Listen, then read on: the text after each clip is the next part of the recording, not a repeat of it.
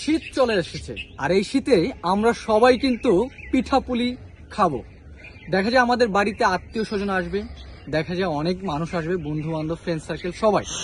কিন্তু এই শীতের সিজনে আমরা যে ভিজা পিঠা বলে বা ভাপা পিঠা বলে, যে যেটাই বলুক, আমরা কিন্তু এই শীতের মধ্যে স্পেশাল হচ্ছে খেজুরের গুড়ের পিঠা।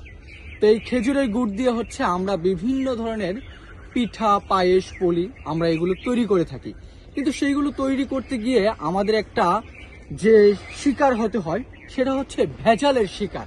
তা আমরা টাকা দিয়ে দেখা যায় আমাদের নিকটতম বাজার থেকে খেজুরের গুড় সংগ্রহ করি, কিন্তু সেটা কি আজও খেজুরের গুড় কিনা সেটা আপনিও জানেন না, অথবা যে বিক্রি করতেছে সেও জানে না ওটা খেজুরের গুড় কিনা। কিন্তু আমরা রাহাবর বাজার একদম মাঠ পর্যায় থেকে এই যে আমাদের প্রজেক্টে দেখতে পাচ্ছেন কত গাছ, এই গাছগুলো হচ্ছে, এই গাছ থেকে হচ্ছে আমাদের রস সংগ্রহ করা হবে। আর সেই রস ভালো করে ছেঁকে জ্বালিয়ে যে গুড়টা তৈরি হবে সেই গুড় হবে আপনাদের হাতে পৌঁছে যাবে।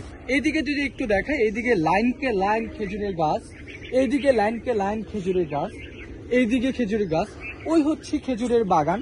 তো আমাদের আজকে হচ্ছে খেজুরের রস সংগ্রহ করা হচ্ছে। আমাদের এইরকম একটি গ্রামের ভিতরে হচ্ছে খেজুরের রস বড়া হয়।